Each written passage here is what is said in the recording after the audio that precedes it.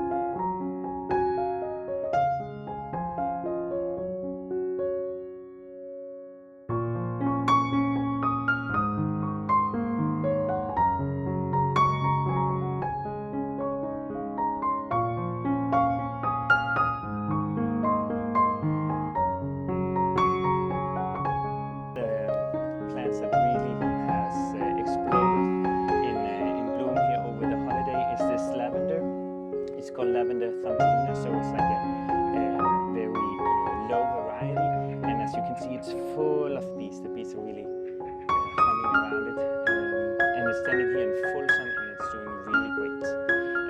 Then I want to take you over here.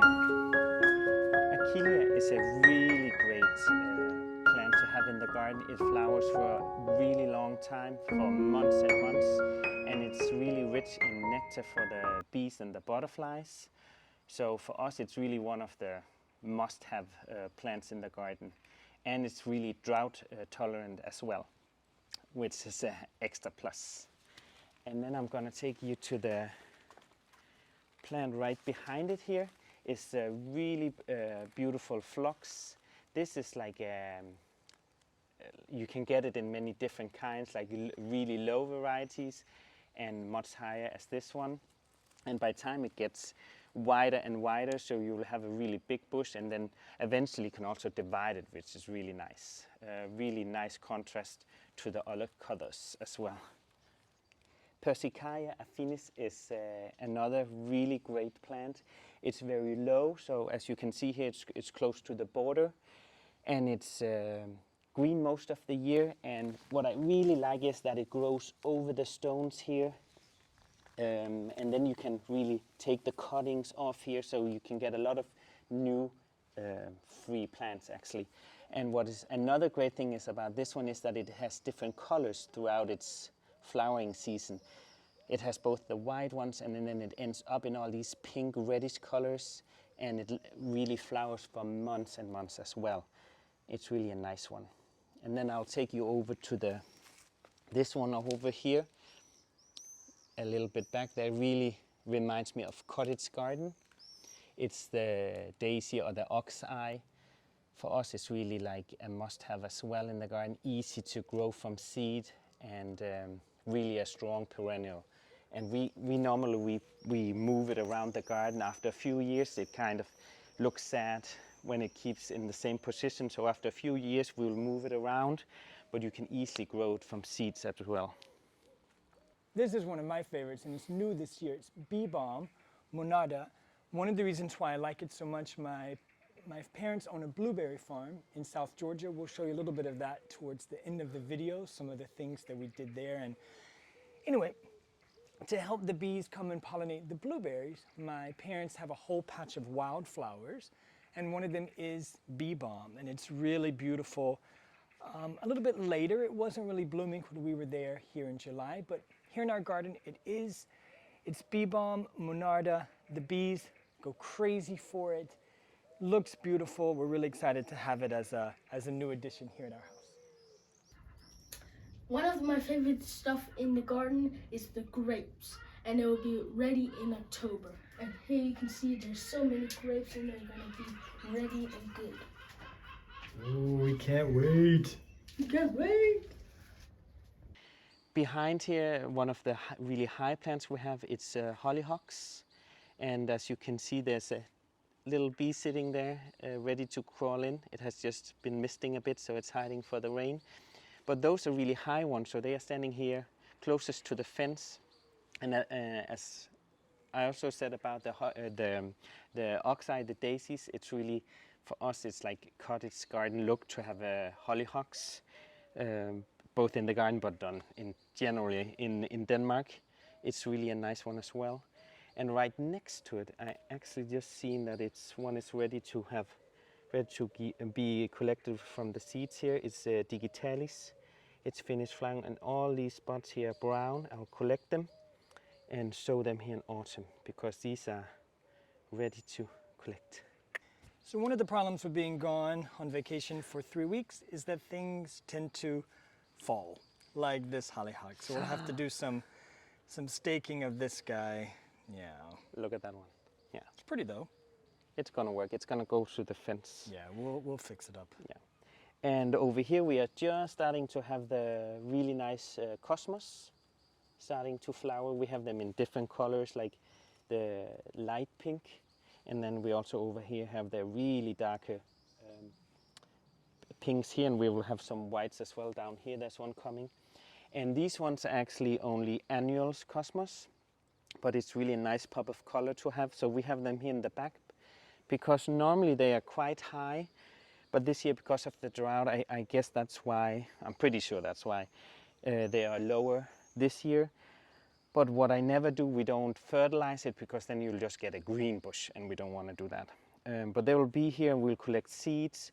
And a really good idea down here, like these ones are finished, so deadhead means just take the finished flower away and it will produce a lot of new flowers actually until winter time, until the first frost.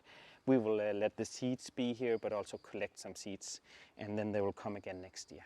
Look how this flower is full of bees. You can just hear them humming. It's Salvia viridis. It's annual, so I sow this from seed every year, but it's really attract a lot of bees. And I planted actually here close to the border because then it kind of just gives this wild look and it falls over the border. And I have it in pink and then I have it also in like a dark purple. Over here, as you can see, there's the phlumus.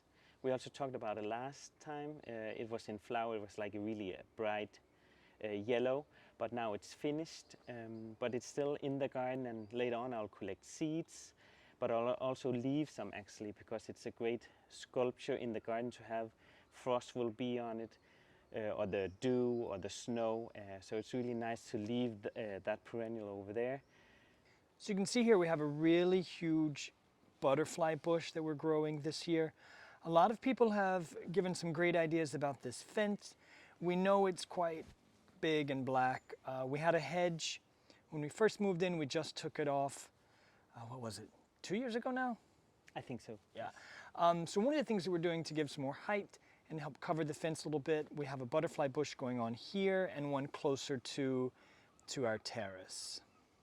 And you can, what we like to do, we take cuttings. So we will take a few stems off and just stick it in the ground, forget all about it, and then after some months it will have rooted, and then you have some more butterfly bushes. Look what I found. A huge weed. Well, 3 weeks, lots of rain. Yay! Oh wow. But that stood here, finally the hydrangeas are flowering. We have like different shades here. We have like white and pinks, depending on what kind of soil you have in the garden. And the one we planted for your birthday. Look at that. It seems to be doing really well. But yeah, we bought a few more. Actually, we found a great sale this time of year here in Denmark. July is a great time to buy plants that are on discount. So we do have a few more hydrangeas to go in. some of these empty holes. They were $1, around a US dollar a piece. So, yay, very excited about that. Speaking about a butterfly bush, we actually took some cuttings earlier this year and look already how they have sprouted, and one have actually already a flower coming. So they was just standing here in the shade and we forgot all about it, and look, a bunch of new free plants. Yay! Well, I forgot all about it. I'm pretty sure you knew. You knew they were there. Another really great one here is Rudbeckia hirta. It's a mix with different varieties in here. It's grown from seeds in early spring inside.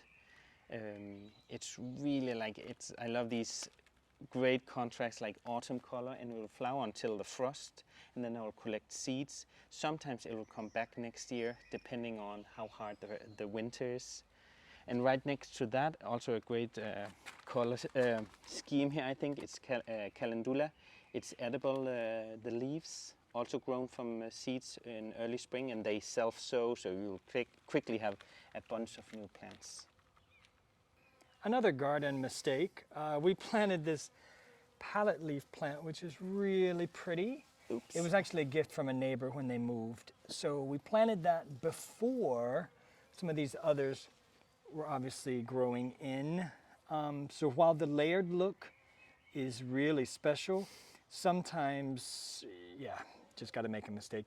The good thing is it's an annual, so it did its thing this year. We can get another one next year from another neighbor when they decide to move.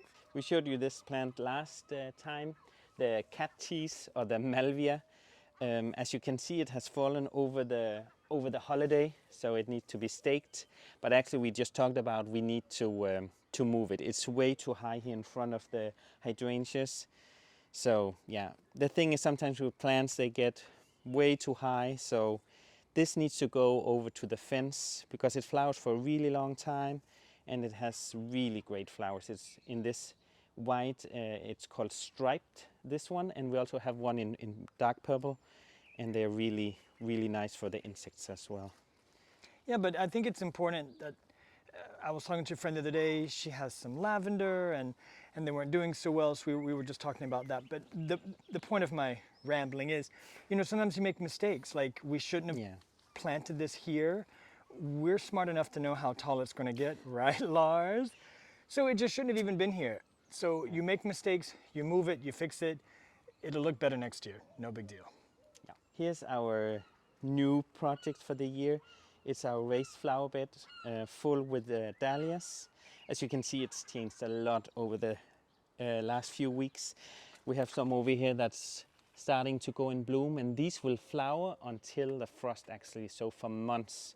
And we have some brighter ones. It's a different mix of colors here. And also like light leaves, light green, and also these really, I love the dark leaf. That really gives a nice contrast to the other ones. And we hope the heights are doing well. Some has fallen, so we need to stake that as well. And in front of them, there's some poppies in different colors. So it's we're really pleased with this new project, this raised flower bed. Yeah, good job, Lars. Thank you. So here's one of my absolute favorites. This is a brand new one. Lars surprised me with this one. Lilies, you can see in two different colors here. The reason why, when we lived in Shanghai, we could buy cut flowers quite cheaply. And one of the ones that we always brought home, once a week, we brought home lilies. They're really expensive here in Denmark, as is everything. Anyway, long story short, surprised me this year with lilies. So thank you, Lars. Officially and publicly, thank you for these. You're welcome. Do you remember we said that there was a drought, like weeks of no rain? Here's proof that we had rain. And now we have tons of water. Okay, not tons. We have a lot of water to use to water the garden when it rains again. And by the way, notice the cinematography. Walking down here, that's pretty. We're getting so much better at this. You know, a lot of times on Instagram, even here on YouTube, all you see are these gorgeous gardens. But the truth is, sometimes it's a mess. So we blame it on the fact that we were gone for 3 weeks, But our tree, Don't show this mess. dun, dun, dun, dun, dun, dun, dun, this tree has decided to reward us with a whole bunch of mess. So that'll be fun. This is our first time having all this gravel. Like we've said before, this used to be grass. Now it's covered with gravel, so today we need to figure out how we're going to do this without disturbing the gravel. So any tips and tricks will be well appreciated. We had a great holiday, right guys? Yeah, but now I have to clean up all this mess. Lots of things to do. Yeah. We practiced that, by the way. This salvia has finished now, so actually this is how I collect the seeds. These brown ones here, and then I'll start to sow them. And then I'll actually trim it back to the stem here, and it will get another flowering this year. So these are the hydrangea that we bought. You can tell that they were cheap as they are dying. They were really dry when we got them. They were only 5 Danish kroner, which is less than $1 US. That's cheap. Like 80 cents, maybe US dollar. Anyway, they're small, they were really dry, they were dying. The planting center was just trying to get rid of them. So we will give them a new home here in our flower bed, and they will come back to life. It's nice, yeah, and it's perennial, so it doesn't matter that the flowers have died a bit. And what we really like is that the planting centers, like, they reuse, like they don't make any plants go to waste. So that's nice. It was really cheap, so other people can get a lot out of the value. Those other people being us. So let's get to planting. So the cat cheese that we decided was much too tall is now violently coming up and out of the ground. The good thing is we have those hydrangeas that we can put in its place, and that will really help. That was supposed to be a hydrangea bed anyway, so that's how it is. Let's get the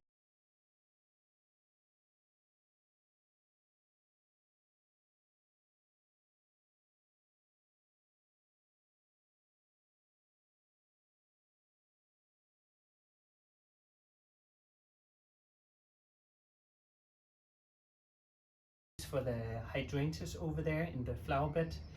But first we had to dig up all these smaller perennials that I grew from seeds. Liatris over there, and Achillea. And we actually used, before going on holiday, to get it out of the greenhouse, I just put it in there like a little kindergarten.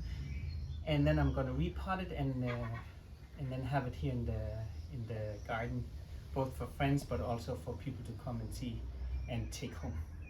So while Lars is over there busy planting all of the hydrangea, I'm over here. It's time to start cutting back some of these perennials that have already finished flowering. This one we talked about in our last video. It's native to Denmark, really quite special.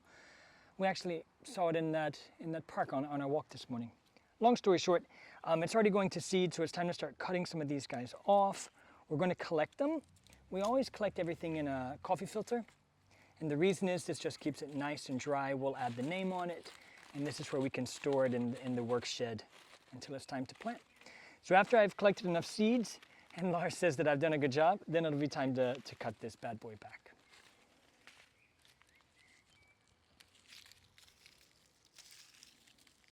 So as I promised, here's some quick videos from our trip to Alma, Georgia, the blueberry capital of Georgia. It's where I grew up. We got to work on the blueberry harvester, picking some fresh blueberries right off the bush there in the field. Got to work with my dad. He's driving the harvester. Anyway, the berries come off the bush and then go straight into the lugs. Really enjoyed eating them for breakfast, muffins, pancakes, you name it. We ate blueberries this summer. I also told you that we'd show some of the wildflowers. We talked about that quickly in the other video. These wildflowers are used to attract pollinators into the field. Really pretty, really great idea to start using that. We also got to work on my great-grandfather's old house. We've been bringing it back to life really since 2019. So every time we come home, there are a few projects that we get to work on around there. They have the best figs on the farm. Look at this huge fig tree. It's so great.